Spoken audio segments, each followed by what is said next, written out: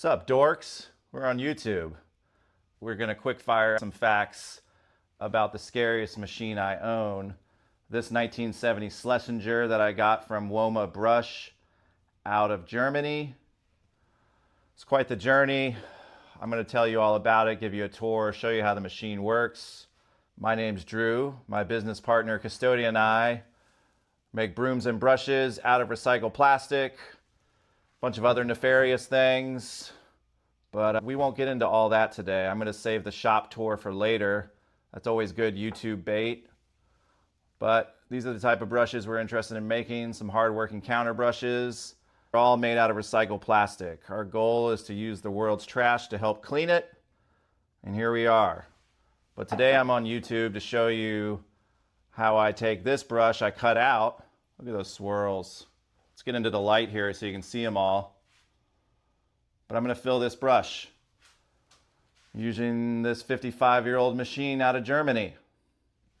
Let me give you a tour of it. Quick intermission. I realize nefarious could have been taken many different ways. I'm not sure what I meant, but part of it included these nunchucks. Those are fun for the kids. Also made some bats and then a skateboard. Look at the swirls in this one here. That'll be the theme of today's episode, apparently, swirls. But back to this scary machine. Before we get a tour of the green machine, I need to show you how brushes are made so we understand why this green machine exists in our shop. If you see a counter brush, you're going to see a bunch of fibers driven into holes, but it's a little more complicated than that. That short fiber actually started off as a much longer fiber that's been folded in half. I'm using tampico here. It's a natural fiber from an agave plant. You can see this staple has been formed around it, and then it's driven into this hole and held in place. So each one of these bristle bunches in here was tufted into this brush block using that green machine. Okay, now I'll show you how it works. Okay, let's do a little walk around this machine. My space is small and this machine is big. I've got all my kind of heavy equipment on pallets in here because I have a small space and I need to move stuff around or rearrange it to better take advantage of the space. This is a big old cast iron machine, but in terms of manufacturing equipment, this is still pretty low key. I've got a small 3-phase motor from Germany that we've reworked with American Rotary to get it up and running here in the States. It turns this big flywheel. I've got some pedals down here that I can operate this clutch with, and when that clutch is engaged, I'm sitting here with my brush and I'm tufting. It's a great way to staple your finger to something, but I'm going to give you a real working demonstration of this. When I purchased it, I got a 10-second video from Woma on how it works, and I've just been trying to figure it out from there. There's one kind of consumable part in here, the sewing needle. And with a 55-year-old machine, those are hard to come by. Custodian and I are gonna have to figure out how to make those on our own. We broke a few trying to figuring out this machine, but we'll get there. It's not a complicated part. I'll show you that in a little bit. I'm gonna pop the top on this machine and show you all what's working here on the business end. I'm not gonna let you watch me take all these bolts out, but every time I work a new part, I've got to calibrate the needle to the right depth. While in theory, I should just make all my brush holes the same depth. Different materials mean different things. Every time I start up the machine, I don't want to risk messing up any needles. The biggest thing with this machine is getting scrap staples stuck here in the throat. And then you just bind up and this needle will break on you. I'd feel a lot better if I had 20 of these laying around getting production kicked off here, but that is not the case. This right here is what's going to help form the wire and cut it. You'll see that in a second. Here is my needle that I'm about to pop out and show you. Again, I want to calibrate this each time I start a new production run. Maybe Custodian was using this last and didn't tell me. So our rule is check it before you get started. I can depress the pedal and move some stuff around without having to turn the machine on. This is the long needle that I just pulled out of that machine. Got the business end here. This needle needs to push that fiber with the wire into these holes here in the brush. This is what keeps breaking. This is some spring steel here.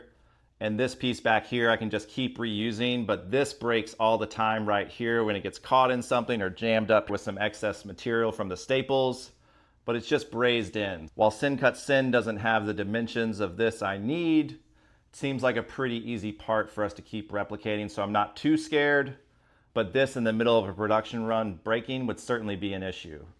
There's not a box of these laying around anywhere, and if you have some, you better let me know. I don't know how many are still in production or where they are in the world, but when I got it, I didn't know anything, and I've just been out here with Custodian, reverse engineering everything, trying to figure it out. We've got it going, we're starting up production, but these needles are key. I've got the needle in the machine here. I'm in the middle of calibrating it for this next production run of some brushes that look like this. The goal of this video is to show you how these are filled. I'm not going to show you how I calibrate the whole thing, but I wanted to show you the mechanism in here. Here's our needle. This little square bar in here is the breaker, and some wire gets fed out of here.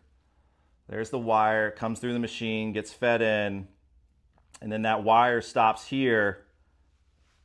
It gets formed here, and then this needle has to go past the breaker bar. When it comes down, it comes back down and then feeds both the fiber and the staple all the way through and into the brush.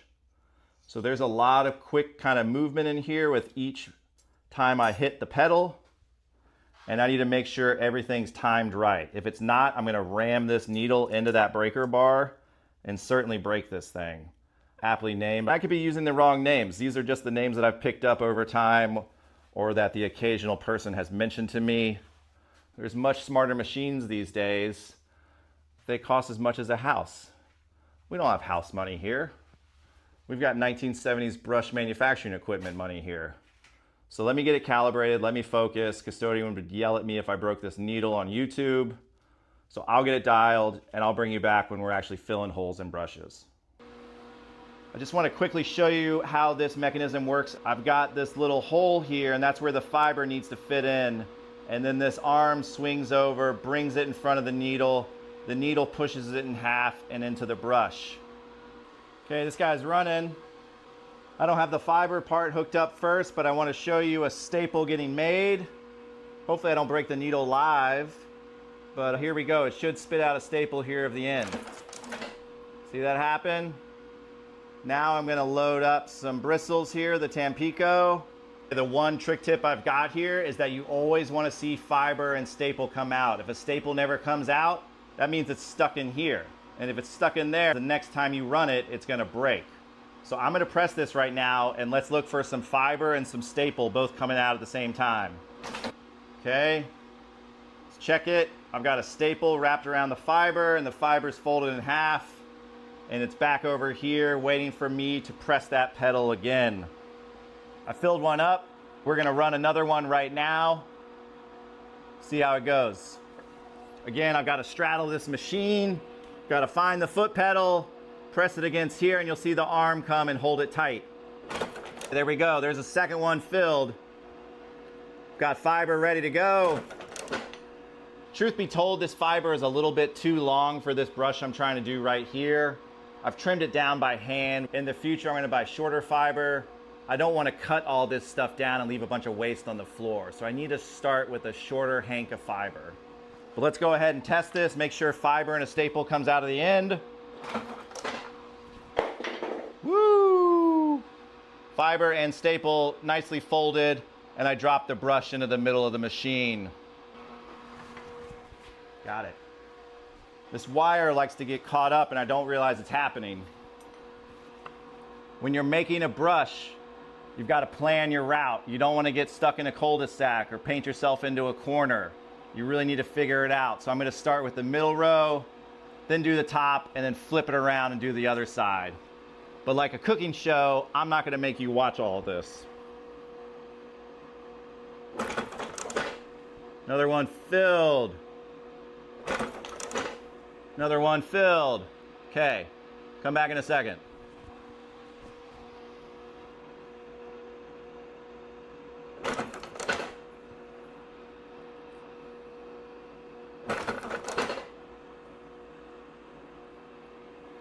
I'm clearing fiber out of here that gets stuck. You really need to comb this stuff before you put it in the machine to make sure you're not bringing extra fiber through. Here we go again, flipped it around.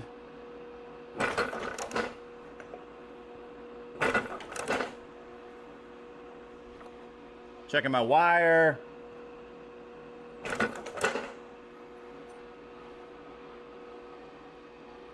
Okay, I'm gonna run this one because it got stuck. Let's see why it got stuck. I think I just didn't hold the pedal long enough.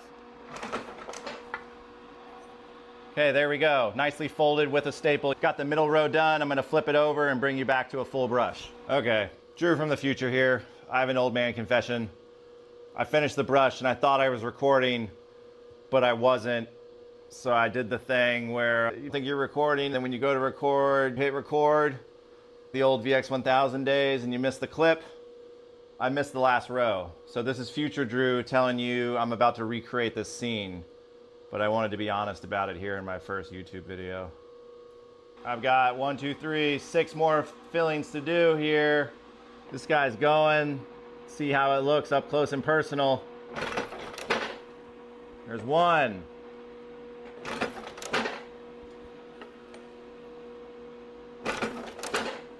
You can see, you can really start cooking. Okay, I've got 2 more left here. See them?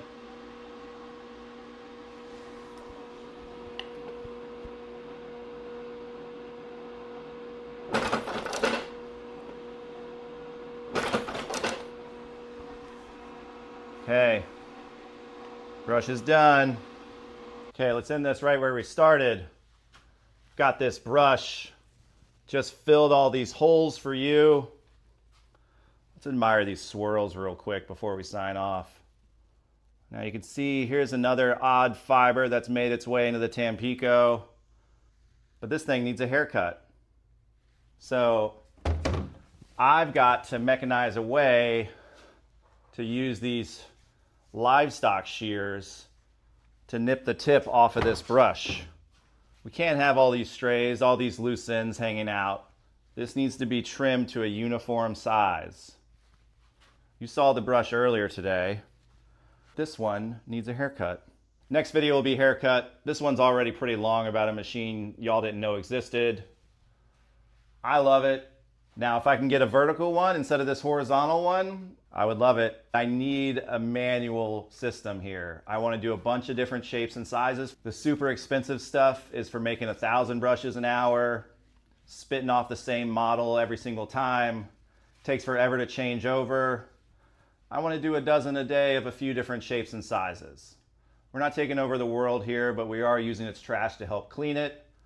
So from Castle Debris, a big thanks. I'm sure Custodian would say the same thing wherever he is in the world. But thanks for watching the first YouTube video. We'll be back.